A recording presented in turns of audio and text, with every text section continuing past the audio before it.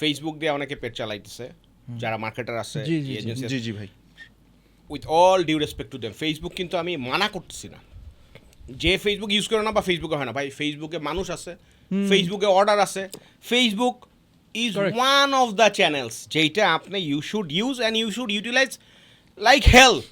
But সব টাকা আপনি ওইটার মধ্যে ঢাইলেন না, তাহলে ফেসবুকও আপনাদের নষ্ট করবে, অন্যান্য এরপরে যত ব্যবসা আসবে তাদের জন্য চ্যালেঞ্জিং হবে। এর জন্য আপনি কী করবেন, অন্য চ্যানেল কোনটা ভালো আছে ভাই, কোনটা ভালো আছে এটা you need to figure out for your business. আমরা আমাদের এক্সপিরিয়েন্স থেকে বলে দিতে পারি যে সব চ্যানেলই কাজ করবে যদি আপনি আপনার টিজির জন্য ভ্যালু আপনি প্রপার চ্যানেলে প্রপার ভ্যালু দিতে পারেন।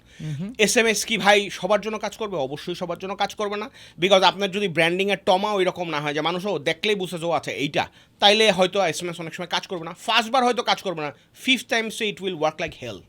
So you need to understand যে আমি যদি 2 লাখ টিজির উপরে টেস্ট করি, এক শটে 60,000 টাকা যায়, এই টাকা তো আর সবার পকেটে নাই।